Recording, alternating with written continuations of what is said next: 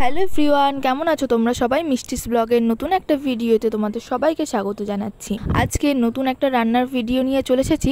আশা করছি আজকের এই ভিডিওটা তোমাদের খুব ভালো লাগবে। বাড়িতে যদি এই দুটো জিনিস থাকে তাহলেই কিন্তু তোমরা বানিয়ে নিতে পারবে এরকম দুর্দান্ত টেস্টের দই পটলের রেসিপিটা। তাহলে চলো বেশি কথা না বলে আজকের রান্নাটা শুরু করা যাক। প্রথমে এখানে আমি পটলগুলো খোসা ছাড়িয়ে দুমুখ অল্প অল্প করে কেটে নিয়েছি। আজকের পটলগুলো ছোট ছোট, তবে এই সমস্ত রান্নাতে একটু বড় বড় সাইজের পটলগুলো হলে খুব ভালো হয়। তো আমি পটলগুলো ধুয়ে পরিষ্কার করে নিয়েছি।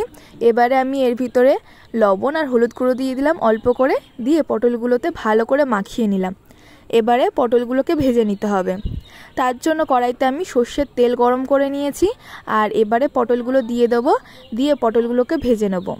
প্রথমেই বললাম আজকে আমি বানাচ্ছি দই পটল, আর দই পটল বানানোর জন্য পটল আর দইটা তো মাস্টই, আর বাদবাকি যে মশলাগুলো আছে সেগুলো বাড়িতেই সবসময় থাকে।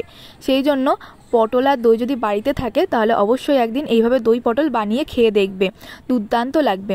পটলগুলো ভাজতে বসিয়ে দিয়ে এদিকে আমি মিক্সির ভিতরে 4 চামচ মতো টক দই আর 4টে মতো কাঁচা লঙ্কা দিয়ে দিয়েছি। ওটা একটু ভালো করে পেস্ট করে নেব। আর এদিকে দেখো পটলগুলো কিন্তু আমার ভাজা হয়ে গেছে। পটলগুলো একদম এরকম লাল লাল করে ভাজা করতে হবে, কাঁচা কাঁচা থাকলে কিন্তু একদমই ভালো লাগবে না। এদিকে দেখো আমার টক দইটা ফাটানো হয়ে গেছে। আর এবারে আমি মিক্সির মধ্যে দিয়ে দিচ্ছি 1.5 চামচ মতো জিরের গুঁড়ো, 1.5 চামচ মতো ধনের গুঁড়ো, আর এবারে আমি এর মধ্যে দিয়ে দিচ্ছি স্বাদ মতো লবণ, আর পরিমাণ মতো হলুদ গুঁড়ো, আর দিয়ে দিচ্ছি এখানে 1 চামচ মতো কাশ্মীরি লঙ্কার গুঁড়ো আর 1 চামচ মতো চিনি দিয়ে এবারে খুব ভালো করে এটাকে মিশিয়ে নেবো। এর মধ্যে যা যা মশলা আমি রান্নাতে দেবো সব কিছুই দিয়ে নিয়েছি, আর কালারটা ঠিক এরকম হয়েছে। মশলাটা আমাদের রেডি হয়ে গেছে। এবার রান্নাটা করতে একদম ঘড়ি দেখে দেখে 5 মিনিট মতো সময় লাগবে। তাহলে চলো রান্নাটা এবারে শুরু করে দিই। পটল ভাজা তেলটা আমি আলাদা করে তুলে নিয়ে আলাদা করে আবার অন্য তেল দিয়েছি। তো পটল ভাজার তেলটা যেহেতু একটু কালো হয়ে যায়, সেই জন্য ওই তেলটাতে রান্না করলে একদমই ভালো লাগবে না। তো আলাদা করে আমি আবার তেল দিয়ে দিয়েছি সর্ষের তেল। তারপরে আমি এর ভিতরে ফোড়নের জন্য গোটা জিরে, একটা শুকনো লঙ্কা, 2টো তেজপাতা দিয়ে দিয়েছি। দিয়ে এবারে যে মশলাটা আমি বানিয়ে রাখলাম টক দইয়ের সাথে অন্যান্য যে গুঁড়ো মশলাগুলো আমি দিয়ে দিলাম সব কিছু, তো ওটা আমি ওই পেস্টটা দিয়ে দিলাম এর ভিতরে। দিয়ে কিছুটা মশলা ধোয়া জল দিয়ে দিলাম। দিয়ে যখনই এই ঝোলটা ফুটবে তখন এর মধ্যে দিয়ে দিতে হবে পটলগুলো। পটল দিয়ে ভেজে রাখা পটল দিয়ে এই মশলাটাও কষবে আর পটলটাও কষা হবে। একবারে পটল আর মশলা দুটোই কষা হয়ে যাবে। তো এই সময়টাতেই না পটলটা প্রায় 80% মতো সিদ্ধ হয়ে যায়। তো এই ঝোলের মধ্যে আর কি মশলাটা আর পটলটা একসাথে কষিয়ে নিতে হবে। মাত্র 5 মিনিটের মধ্যে কিন্তু রান্নাটা হয়ে যায়। আর এই দই পটলের রেসিপিটা কিন্তু দুর্দান্ত লাগে খেতে। আর তোমরা যারা আমার চ্যানেলে নতুন আছো, এখন আমার চ্যানেলটা সাবস্ক্রাইব করোনি, অবশ্যই আমার চ্যানেলটা সাবস্ক্রাইব করে দিও।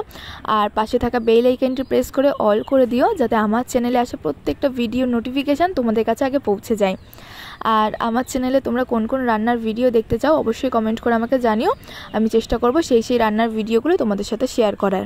মশলার সাথে পটলটা কিন্তু খুব ভালোভাবে কষানো হয়ে গেছে, কারণ একদম তেল বেরিয়ে এসছে মশলার থেকে, শুকিয়েও গেছে। এবারে এর মধ্যে খুবই সামান্য পরিমাণে জল দিয়ে দিতে হবে, দিয়ে খুব ভালোভাবে এবারে ফুটিয়ে নিতে হবে। আর পটলটা তো সিদ্ধ হয়ে গেছে 80%। এবারে যেটুকু সিদ্ধ হওয়ার বাকি আছে এই সময়টাতে সিদ্ধ হয়ে যাবে।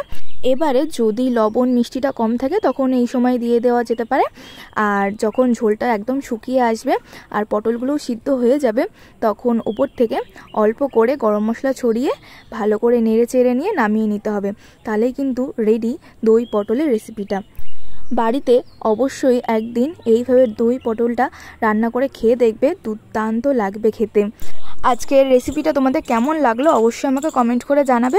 আর যদি তোমরা বাড়িতে এইভাবে দই পটল রান্না করে খেয়ে দেখো তো কেমন হয়েছে সেটাও আমাকে অবশ্যই কমেন্ট করে জানাবে।